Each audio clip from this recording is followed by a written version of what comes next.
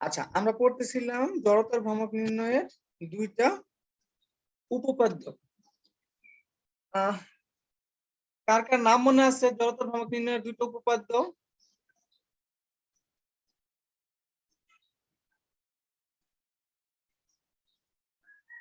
Sir, লম্ব উপপাদ্য আর সমান্তরাল অক্ষ বরাবর উপপাদ্য। হ্যাঁ, একটা হচ্ছে থ্যাংক ইউ সমান্তরাল, এটা তো জ্যামিতি বুঝতে পারতেছো, সমান্তরাল অক্ষ উপপাদ্য। আরেকটা হচ্ছে লম্ব অক্ষ উপপাদ্য।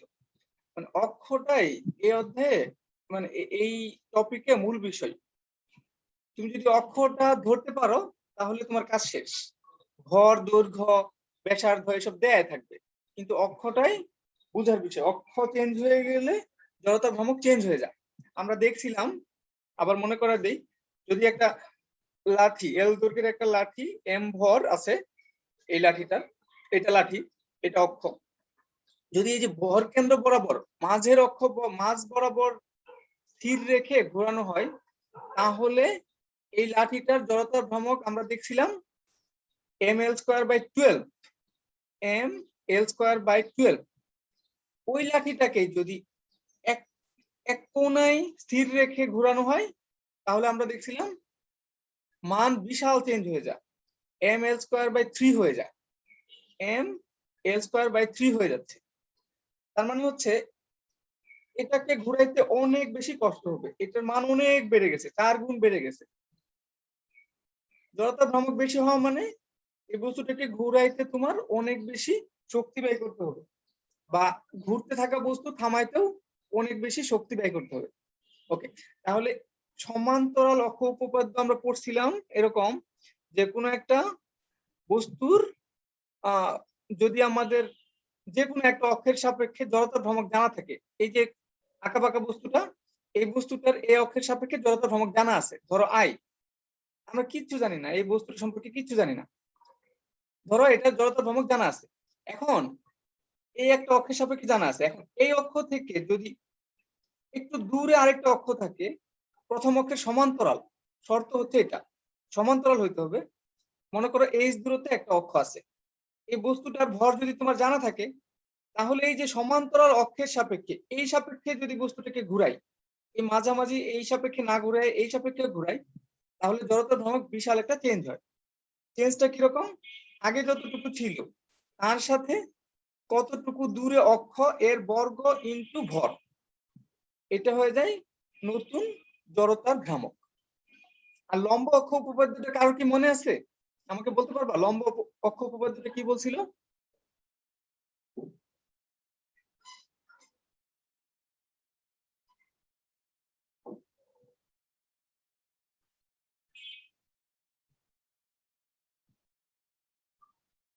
লম্ব অক্ষ উপপাদ্য আমাদেরকে বলছিল যে কোনো বস্তু যদি এরকম হয়, কোনো বস্তু মনে করো এরকম আছে, ভালো শেপের হইতে পারে, আমি আঁকাবাঁকা আঁকতেছি, এই বস্তুর উপরে টাচ করানো অবস্থায় আমি শেষের দিকে ক্যামেরা অন করে কয়েকটা বস্তুর শেপ অক্ষ দেখায় দিব।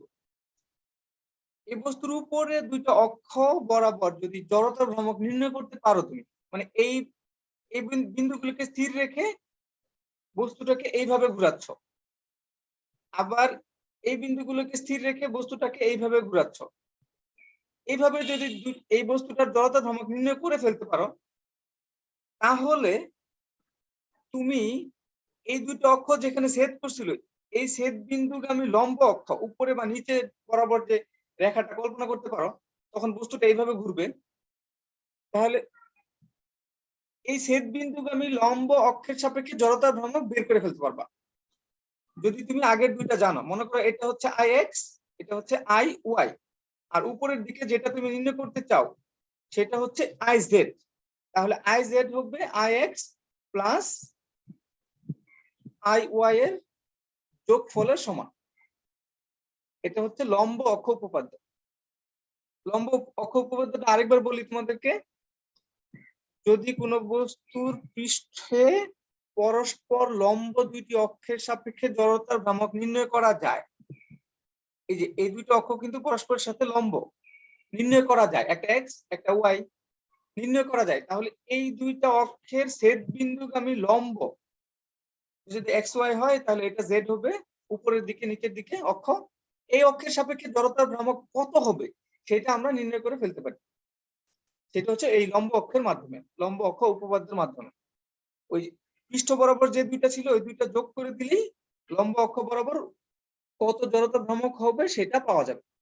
ওকে, এটা ছিল আমাদের এই দুইটা উপপাদ্য। এখন এর জন্য আমাদের যেটা জানা দরকার, এই যে বিভিন্ন বস্তুর জড়তা ভ্রামকের কথা বলতেছি, বিভিন্ন শেপের বস্তুগুলোর জড়তার ভ্রামকগুলো আমাদের একটু জেনে যাওয়া দরকার। প্রবলেম হচ্ছে আমরা ইন্টিগ্রেশন শিখি নাই। ইন্টিগ্রেশন যদি শিখে ফেলতাম তাহলে একটু প্রমাণ করে দেখা যেত। যেহেতু প্রমাণ করতে পারতেছি না, আমি লিখে দেই, তোমরা লিখে ফেলো। প্রথমে একমাত্রিক কিছু বস্তুর জন্য জড়তার ভ্রামক তোমার মুখস্থ রাখতে হবে। একমাত্রিক, ওয়ান ডাইমেনশনাল যদি কোনো বস্তু হয় তাহলে জড়তার ভ্রামক কিরকম হবে? দুই ধরনের আমি বলতেছি। একটা হচ্ছে লাঠি, এর শুধু দৈর্ঘ্য আছে, প্রস্থ বা উচ্চতা নাই।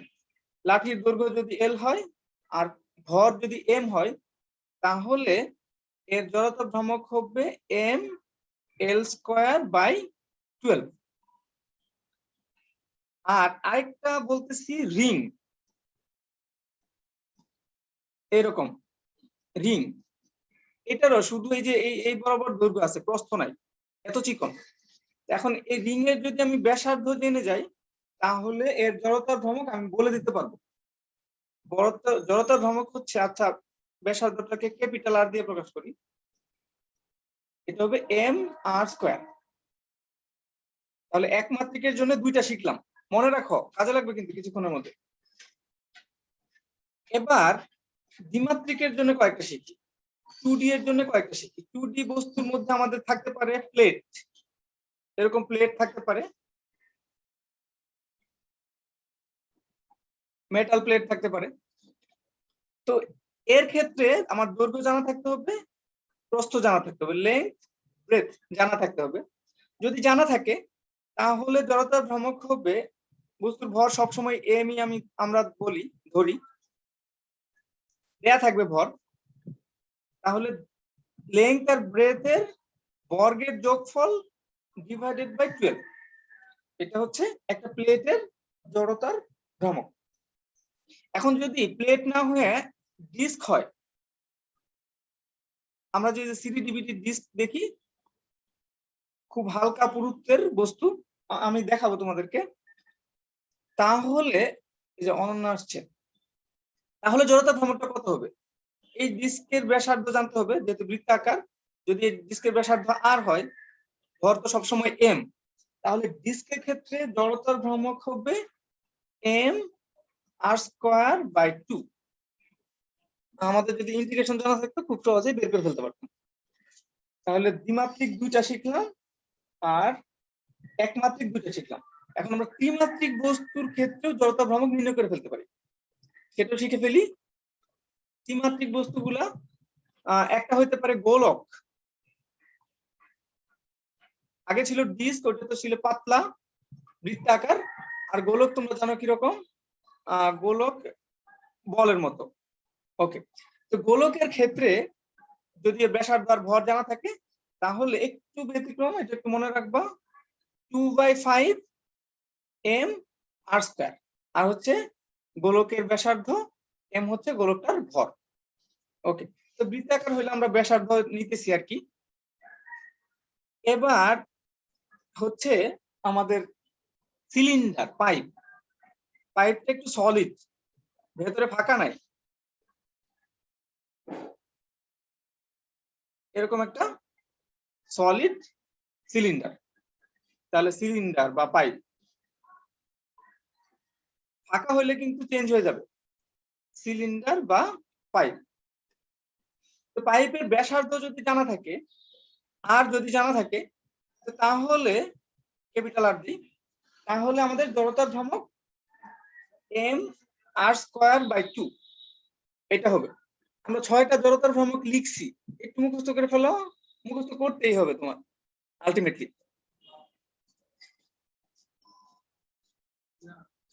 আমি একটু জিজ্ঞাসা করবো এখনই,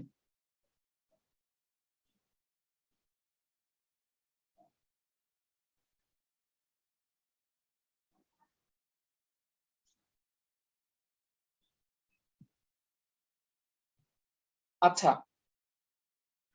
এখনই জিজ্ঞাসা করি, আমরা ছয় ধরনের বস্তুর জন্য জড়তা ভ্রামক লিখছি, এর মধ্যে দুইটা সংখ্যাগত পার্থক্য নাই, দুইটার ক্ষেত্রে একই রকম। কোন দুইটা কে বলতে পারবে? স্যার ডিস্ক আর সিলিন্ডার পাইপ। হ্যাঁ, আমরা যদি অনেকগুলো ডিস্ক একসাথে রাখি, ডিস্কের মধ্যে ছিদ্র থাকা যাবে না অবশ্যই, একসাথে রাখি তাহলে পাইপ হয়ে যায়। তোমরা মনে রাখবা তাহলে এরকম যে যদি একটা কিছু দিয়ে আরেকটা তৈরি করা যায় তাহলে এদের জড়তা ভ্রামক একই রকম, একটু মনে রাখবা। ওকে, তো এতক্ষণ যে 6টা জড়তা ভ্রামকের কথা বলছি, অক্ষের কথা বলি নাই, অক্ষের কথাটা এখন একটু বলি। আচ্ছা, কার কোনটা অক্ষ এটা বলি নাই, 6টা মুখস্থ হয়ে গেছে সবার নিশ্চয়ই। আমরা প্রত্যেক ক্ষেত্রেই অক্ষ ধরেছি ভর কেন্দ্র,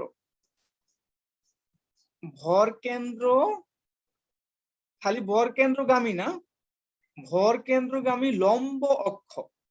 কিরকম? মনে করে এই যে লাঠি, লাঠির ভর কেন্দ্র তো মাঝামাঝি, তাহলে লম্ব কোন দিকে হবে? এইটা, এই অক্ষের সাপেক্ষে। তুমি কিন্তু ভর কেন্দ্র এখানে, তাহলে এদিকেও কিন্তু একটা অক্ষ নিতে পারতা, প্রস্থের সাথে সমান্তরাল নিতে পারতা, এইটা না, ভর কেন্দ্রগামী আর ওই বস্তুর সাথে লম্ব, এই অক্ষের সাপেক্ষে ml/12 অক্ষ চেঞ্জ হয়ে গেলে আমাদের জড়তার ভ্রামক কিন্তু পুরাপুরি চেঞ্জ হয়ে যাবে। ওকে, তাহলে রিং এর ক্ষেত্রে জড়তার ভ্রামকটা এই রিং এর এই মাঝখান বরাবর উপর নিচে, আমি উপর নিচটা এইভাবে দেখাচ্ছি, আর এটা যে লম্ব এটা একটু এইভাবে দেখাচ্ছি। এই যে ছোট একটা স্কয়ার দিয়ে দেখায় আমরা লম্ব, উপর নিচে এরকম রিং এর সাথে এরকম টাচ করানো না, দুই পাশে টাচ করানো না, দুই পাশে টাচ করানো না, কোথাও টাচ করে নাই, একদম কেন্দ্র বরাবর উপর নিচে। হ্যাঁ, উপর নিচে অক্ষের সাপেক্ষে mr²। অন্য অক্ষ হয়ে গেলে, এটা হয়ে গেলে চেঞ্জ হয়ে যাবে, এটা তুমি ওই লম্ব অক্ষ উপপাদ্য দিয়ে বের করে ফেলতে পারো যে এর ক্ষেত্রে কি হবে। তুমি এগুলা বাসায় চেক করে দেখবা যে এর ক্ষেত্রে কি হবে, তুমি বের করে ফেলতে পারবা। তুমি যদি এটা বের করো, আমি তোমাকে একটা রেজাল্ট বলে দিচ্ছি, এটা যদি বের করো তাহলে তুমি রেজাল্টটা পাবা রিং এর ক্ষেত্রে mr²/2 অর্ধেক হয়ে যাবে, mr²/2। তুমি যদি এইভাবে অক্ষটা নাও, রিং এর দুই পাশে টাচ করে আছে, তারপরে তুমি এটাকে ঘোরাচ্ছ, এটাকে এইভাবে ঘোরাচ্ছ, এইভাবে যদি ঘোরাও তাহলে mr²/2 হবে। আর লম্ব অক্ষের সাপেক্ষে যদি হয়, যেটা বর্তমানে আছে, এটা ঘুরবে হচ্ছে এইভাবে, আমি বলে দিচ্ছি কিভাবে ঘুরবে, এটা ঘুরবে হচ্ছে এইভাবে, ঠিক আছে? আর আগেরটা ঘুরতো এইভাবে উপরে নিচে, এইভাবে ঘুরতো উপরে নিচে, উপরে নিচে, এই নিচের অংশটুকু উপরে যাইতো, উপরের অংশটুকু নিচে আসতো, এইভাবে ঘুরতো। আর এটা হচ্ছে এইভাবে বৃত্তের পরিধি বরাবর ঘুরতেছে এটা। ওকে, প্রত্যেকটা ক্ষেত্রে আমি একটু অক্ষটা বলে দেই, না হলে ঝামেলা করবা। এই প্লেটটা তাহলে কিভাবে ঘুরতেছে? এই প্লেটের ভর কেন্দ্র বরাবর লম্ব অক্ষের সাপেক্ষে ঘুরতেছে। এখানে যদি একটা অক্ষ কল্পনা করতে পারি তাহলে প্লেটটা এইভাবে ঘুরতেছে, প্লেটটা উপরের পৃষ্ঠটা একদম স্থির রেখে আমরা লাটিমের মতো যদি ঘুরাই তাহলে যেভাবে ঘুরে সেরকম ঘুরতেছে। আর এখানে ডিস্কের ক্ষেত্রেও লম্ব অক্ষের সাপেক্ষে ঘুরতেছে, লম্ব অক্ষের সাপেক্ষে ঘুরতেছে। মোট কথা আমরা সবগুলো লম্ব অক্ষের সাপেক্ষে ঘুরাচ্ছি। গোলকের ক্ষেত্রে বলে দিই, গোলকের ক্ষেত্রে এরকম সমস্যা না, গোলকের ভেতর দিয়ে অক্ষ তো যে কোনো ভাবে নিলে সেটা লম্ব হয়ে যায়, লম্ব অক্ষ। গোলকের ক্ষেত্রে কল্পনা করা সহজ, সিলিন্ডারের ক্ষেত্রে একটু স্পেশাল, খেয়াল করে দেখো।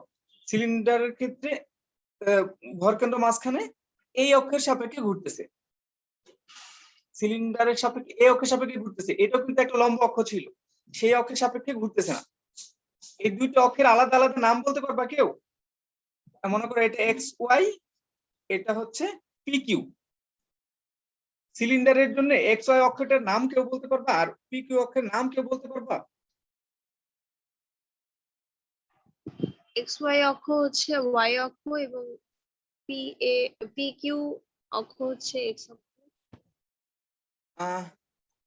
আমি যদি ঘুরায় দেই তখন তো এক্স ওয়াই ঠিক থাকবে না। ঘুরিয়ে দিলে তো চেঞ্জ হয়ে যাবে। আমি যদি মাঝামাঝি রাখি, তার মানে আরেকটা নাম আছে আর কি, আমি ওইটা জানতে চাচ্ছি নুসরাত। আরেকটা নাম আছে, মানে যেটা দিয়ে আমি যদি বলে ফেলি, ওই নাম দিয়ে যদি বলে ফেলি তাহলে আর টেনশন নাই, যেভাবেই রাখা হোক এক নামে চেনা যাবে। তার এখানে কি জেড অক্ষ আসবে? না,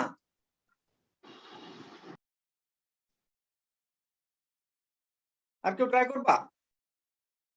আচ্ছা, আমি যদি এই যে এক্স ওয়াই যে অক্ষটা, এটা যদি বলি যে প্রস্থের সমান্তরাল এবং ভরকেন্দ্রগামী অক্ষ, এটাকে যদি বলি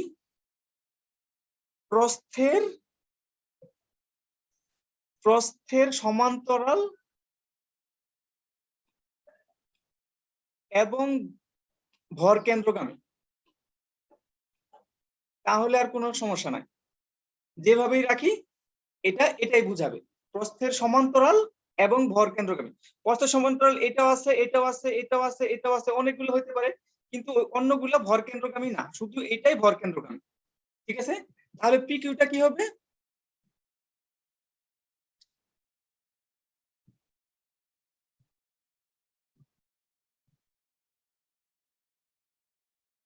স্যার প্রস্থের অক্ষ বরাবর, প্রস্থের উপর লম্ব ভাবে, লম্ব ভাবে এবং ভরকেন্দ্রগামী অক্ষ বরাবর। ঠিক আছে, বা বলতে পারো দৈর্ঘ্যের লম্ব এবং ভরকেন্দ্রগামী অক্ষ বরাবর। দৈর্ঘ্যের উপর লম্ব এবং ভরকেন্দ্রগামী অক্ষ বরাবর। মানে মোট কথা তোমার বুঝে ফেলতে হবে যে এইটার কথা বলছে, আর আমি যে রেজাল্টটা লিখছি সেটা তোমার জানা থাকলেই তুমি আর ভুল করবা না, যে আমি এতক্ষণ যা যা লিখছি এটা হচ্ছে ভরকেন্দ্রগামী এবং লম্ব অক্ষের সাপেক্ষে। সবগুলা 6টার ক্ষেত্রেই ভরকেন্দ্রগামী এবং লম্ব অক্ষের সাপেক্ষে। সিলিন্ডারের ক্ষেত্রে একটি ব্যতিক্রম ছিল, সেটা হচ্ছে যে এটা প্রস্থের সমান্তরাল যে অক্ষটা সেটার সাপেক্ষে। ওকে, এবার আমরা এগুলো যদি জানা থাকে, আমাদের যে লম্ব অক্ষ সমান্তরাল অক্ষ জানা আছে, এটা ব্যবহার করে আমরা বিভিন্ন অক্ষের সাপেক্ষে বস্তুগুলোর জড়তা ভ্রামক বের করে ফেলতে পারি। আমরা গোলক দিয়ে শুরু করি শুরুতেই। মনে করো আমরা তো এটা শিখছি হচ্ছে এই অক্ষের সাপেক্ষে, এক্স ওয়াই অক্ষের সাপেক্ষে। এবার মনে করো যে আমরা এটাকে এই বরাবর একটা অক্ষের সাপেক্ষে ঘুরাবো, পাখার মতো, হাত পাখার মতো। আমি দেখাবো, আমার কাছে একটা হাত পাখা আছে, দেখাবো। এটা ধরলাম এক্স প্রাইম ওয়াই প্রাইম, এর সাপেক্ষে ঘুরাবো। তখন তো জড়তা ভ্রামক আই থাকবে না, চেঞ্জ হয়ে যাবে আই প্রাইম। আই প্রাইম তাহলে কত হবে?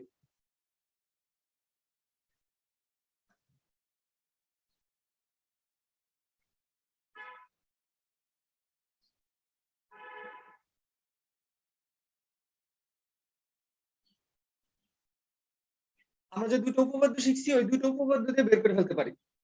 এটা কি সমান্তরাল অক্ষ উপপাদ্য দিয়ে বের করবো নাকি লম্ব অক্ষ উপপাদ্য দিয়ে বের করবো? স্যার সমান্তরাল অক্ষ। হ্যাঁ, সমান্তরাল অক্ষ উপপাদ্য। সমান্তরাল অক্ষ উপপাদ্য ব্যবহারের ক্ষেত্রে আমাদের দুটো জিনিস জানতে হবে, বস্তুটার ভর জানতে হবে, অলরেডি আমরা জানি। আর হচ্ছে এই দুটো অক্ষের মধ্যবর্তী দূরত্ব জানতে হবে।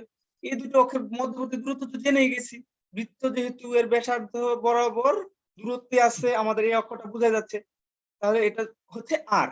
তাহলে আমাদের নতুন এই এক্স প্রাইম ওয়াই প্রাইম বরাবর যদি ঘুরাইতে চাই, তাহলে জড়তা ভ্রামক হবে আগেরটা, এই যে এটা প্লাস সামথিং, সামথিং কি এম আর স্কয়ার। ওই যে এইচ যেটা ছিল সেটা এখানে আর হয়ে গেছে, এম এইচ স্কয়ার ছিল দুটো অক্ষের মধ্যবর্তী দূরত্ব, এখানে হয়ে গেছে আর।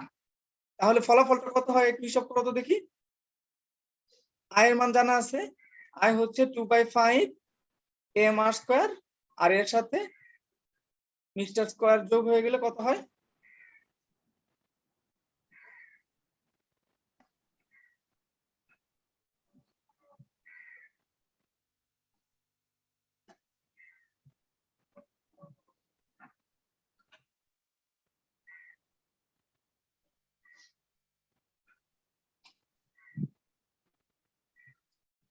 এই যোগফল বের করো, দ্রুত করো।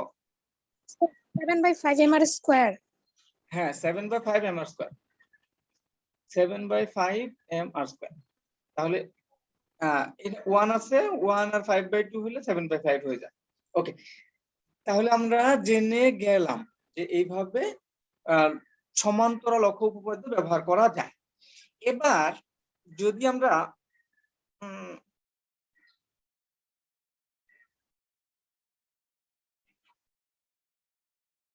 এখানে রিং এর ক্ষেত্রে একটা রেজাল্ট বলে দিছিলাম, ওই রেজাল্টটা বের করি। হ্যাঁ, রিং এর ক্ষেত্রে আমি একটা রেজাল্ট বলছিলাম, যদি আমি এইভাবে রিং এর লম্ব বরাবর অক্ষ না কল্পনা করে রিং এর একদম রিংকে টাচ করানো একটা অক্ষ কল্পনা করি, রিংকে টাচ করানো একটা অক্ষ যদি কল্পনা করি, তাহলে জড়তার ভ্রমক কত হবে? রিংকে টাচ করানো একটা অক্ষ কল্পনা করি, যে কোনো একটা অক্ষ কল্পনা করি, তাহলে কত হবে? জড়তার ভ্রমকটা কত হবে? এই অক্ষ, এটা কিন্তু রিং এর এই যে এই প্রান্তকে টাচ করছে, ওই প্রান্তকে টাচ করছে। আগে কিন্তু ছিল লম্ব বরাবর উপরের দিকে, রিং এর এই বিন্দুগুলোকে কোথাও টাচ করে নাই, এখন টাচ করছে, দুই জায়গায় টাচ করছে। তাহলে আমরা এবার যদি লম্ব অক্ষ উপপাদ্যটা ব্যবহার করি তাহলে হয়ে যাবে। দেখো কিভাবে করে ফেলি। এই অক্ষ বরাবর আমরা ধরে নিলাম এটা হচ্ছে আইএক্স, ধরে নিলাম আইএক্স।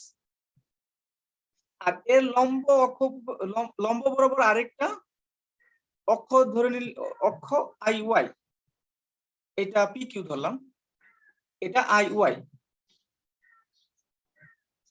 আর আমরা নির্ণয় করছিলাম কি, এই দুইটার সংযোগ যে বিন্দুটা, এর লম্ব বরাবর অক্ষের সাপেক্ষে জড়তার ভ্রমক আই জেড আসলে নির্ণয় করে ফেলছি আমরা। আই জেড আসলে M R square, I Z আসলে এম আর স্কয়ার, এটা আমাদের জানা আছে। এবার আই জেডটা এবার জানা আছে, এবার আই এক্স অথবা আই ওয়াই নির্ণয় করতে হবে।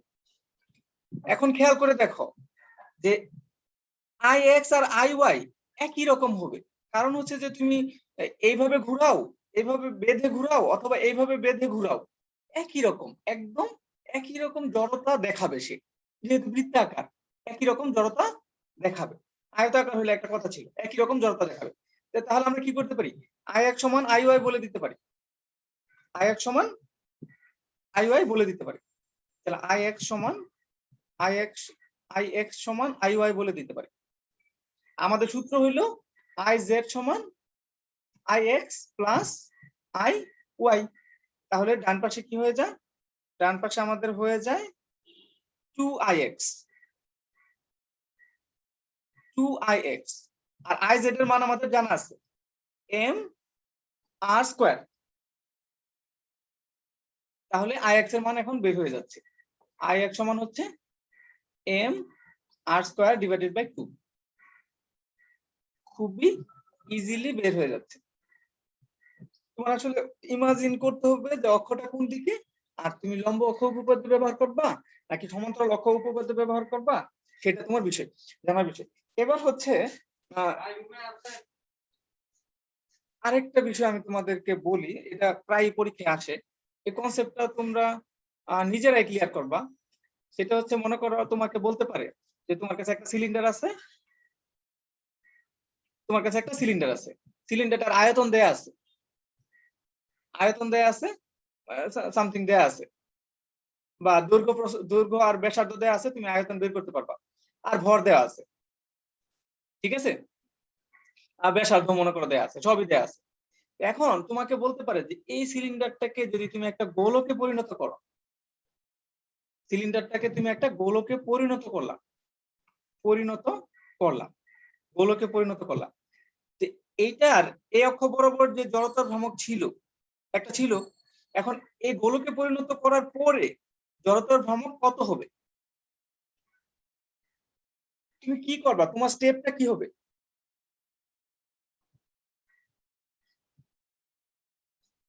তোমার স্টেপ হবে আমি বলে দিই, দুইটা ক্ষেত্রেই আয়তন সমান হবে, দুই ক্ষেত্রে আয়তন সমান হবে, কারণ বস্তুর পরিবর্তন হয় নাই।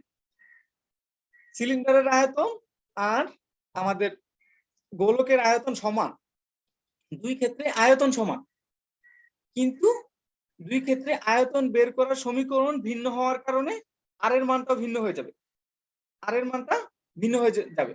কারণ আর এর মানটা ভিন্ন হয়ে যাবে, ভরের মান তো জানাই আছে, এই আর এর মান যাই থাকুক, এখানে আর এর মান চেঞ্জ হয়ে যাবে।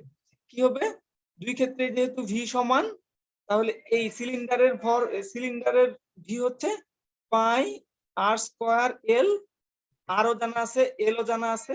আচ্ছা, এটা ক্যাপিটাল আর দিয়ে প্রকাশ করি। এখানে হচ্ছে 4/3 পাই আর কিউব, তাই না? আর প্রাইম দিই। দেখো, এই বাম পাশে সবই জানা আছে, তোমার বাম পাশে সবই জানা থাকবে, এটা বলে দিবে। তাহলে ডান পাশে আর প্রাইমটা বের করা খুবই ইজি, সমীকরণে মানটা বসায় দিলেই হয়ে যাবে। তো এই যে আর প্রাইম যেটা পাচ্ছ তুমি, এই আর প্রাইমটা গোলকের জন্য ব্যবহার করবা, সিলিন্ডারের জন্য যে আরটা দেওয়া ছিল সেটা ব্যবহার করতে পারবা না, তাহলে বের হয়ে যাবে যে তুমি যদি একটা সিলিন্ডারকে গোলকে পরিণত করো তাহলে জড়তা ভ্রামক কত হবে। এই জ্যামিতিটা তুমি মনে রাখবা। এখন হচ্ছে আমি কয়েকটা শেপ তোমাদেরকে দেখাচ্ছি, খেয়াল করে দেখো, আর অক্ষ কোনটা জিজ্ঞাসা করার সাথে সাথে বলবা। আমি এখন ক্যামেরাটা শেয়ার দিই, অক্ষটা জিজ্ঞেস করার সাথে সাথে বলবা। আমাদের মাত্র 4 মিনিট সময় আছে, দ্রুত রেসপন্স না করলে সময় চলে যাবে। আচ্ছা,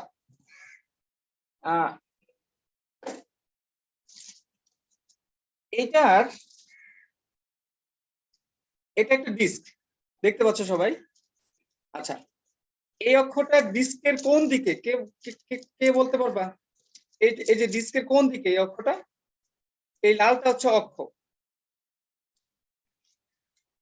তাহলে এই অক্ষটা ডিস্কের কোন দিকে আছে? নিজের ভাষায় বলো, সমস্যা নাই।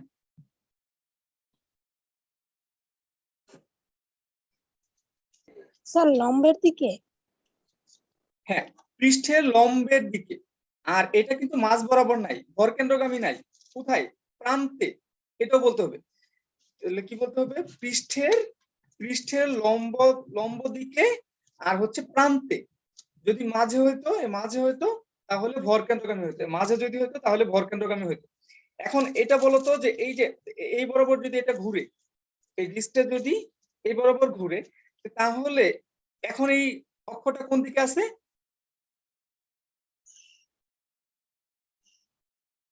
স্যার সমান্তরাল অক্ষের বরাবর। হ্যাঁ, সমান্তরাল বরাবর, পৃষ্ঠ বরাবর বললে আরো পারফেক্ট হয় আর কি, যে ডিস্কের পৃষ্ঠ বরাবর ভরকেন্দ্রগামী অক্ষের সাপেক্ষে ঘুরতেছে। মানে এটা মাঝখান বরাবরই, আমি তো দেখাইতে পারতেছি না, মাঝখানে তো আর এটা ঢুকানো যাবে না। তাহলে ভরকেন্দ্রগামী পৃষ্ঠের ভরকেন্দ্রগামী এবং পৃষ্ঠ বরাবর অক্ষের সাপেক্ষে, বা পৃষ্ঠ সমান্তরাল যেটা বলছো সেটা ওকে, ঠিক আছে। এবার এটা একটা পাখা, হাত পাখা, এটা একটা আয়তাকার বস্তু বলতে পারো, এটা একটা আয়তাকার বস্তু বলতে পারো। তাহলে এই বরাবর এটা ঘুরে, এই যে এটাকে স্থির রেখে আয়তাকার বস্তুটা ঘুরে। এখন এই যে অক্ষটা, এই বস্তুটার ক্ষেত্রে যে অক্ষটা, তোমরা তো জানো ভরকেন্দ্র মাঝামাঝি হইতো। এখন যে ঘুরতেছে বস্তুটা, এই অক্ষটার নাম কি বলবা?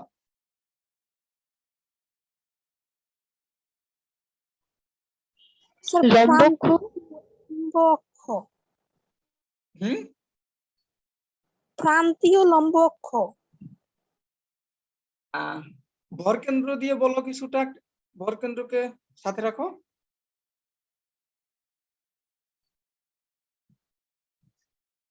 স্যার এখানে তো ভর কেন্দ্রের সাথে যুক্ত নাই পাখাটার। ভরকেন্দ্রের সমান্তরাল, ভরকেন্দ্রের সমান্তরাল, বা আচ্ছা তুমি প্রান্ত,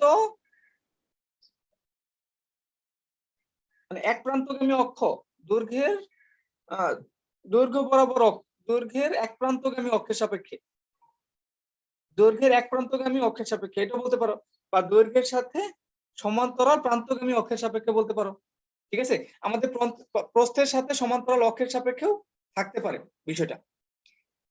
ওকে, এবার হচ্ছে তোমাদের জন্য একটা এইচডব্লিউ। এইচডব্লিউটা এই ভিডিওতে দেখাইতে হচ্ছে, আমাদের টাইমও শেষ। যাদের অ্যাটেন্ডেন্স দেওয়া হয় নাই ক্লাসের শেষে, টাইম শেষে 1 মিনিট পরে থেকে দিতে পারবা। এটা হলো তোমাদের জন্য চ্যালেঞ্জ যে এটার অক্ষটা বলবা। এই যে বস্তুটা দেখতে পাচ্ছ, এটা একটা আয়তাকার ঘনবস্তু বলতে পারো, আয়তাকার ঘনবস্তু। তো এখন যে ঘুরতেছে বস্তুটা, এই কলমটা স্থির কিন্তু বস্তুটা ঘুরে আসতেছে, অক্ষ থেকে দূর দিয়ে ঘুরে আসতেছে। যারা বেশি দূরে আছে, যে বিন্দুগুলো বেশি দূরে আছে তারা বেশি দূর দিয়ে ঘুরে আসতেছে, যে বিন্দুগুলো কাছে আছে তারা কাছ দিয়ে ঘুরে আসতেছে। এই অক্ষরটার নাম কে বলতে পারবা? এটা তোমাদের এইচডব্লিউ থাকে। সমান্তরাল অক্ষ। কার সমান্তরাল? ভর কেন্দ্রের। হ্যাঁ, সবই এইটা তো ভরকেন্দ্রের সমান্তরালই। আর একটু স্পষ্ট করতে হবে, ভরকেন্দ্রের সমান্তরাল অনেকগুলো অক্ষ হইতে পারে। এটা হইতে পারে মাঝামাঝি কোনো অক্ষ হইলেও হইতে পারে, এখানে হইতে পারে, এখানে হইতে পারে, সবই ভরকেন্দ্রের সমান্তরাল। সবই ভরকেন্দ্রের সমান্তরাল। ভরকেন্দ্র এমন একটা জায়গা, কোন একটা অক্ষ নিলেই ভরকেন্দ্রের সমান্তরাল হয়ে যায়।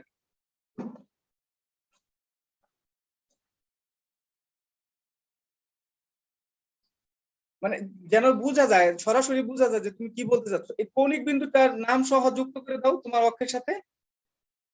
এই যে একটা কোণা বরাবর যে অক্ষটা, বলতে হবে কি?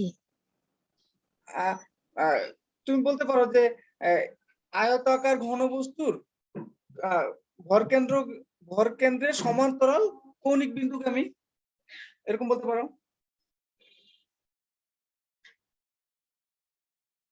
ঠিক আছে, এখন হচ্ছে মনে করো এই বস্তুটার তোমার এইচডব্লিউটা লেখো। এই বস্তুটার দৈর্ঘ্য মনে করো 2 মিটার, প্রস্থ 3 মিটার, আর ভর 10 কেজি। তাহলে এই যে কৌণিক বিন্দুগামী যে অক্ষটা আছে, এই অক্ষের সাপেক্ষে বস্তুটার জড়তা ভ্রামক কত হবে? এটা এইচডব্লিউ। বস্তুটার দৈর্ঘ্য 3, প্রস্থ 2, বস্তুটার ভর 10 কেজি। তাহলে এই কৌণিক বিন্দুগামী অক্ষের সাপেক্ষে জড়তা ভ্রামক কত হবে?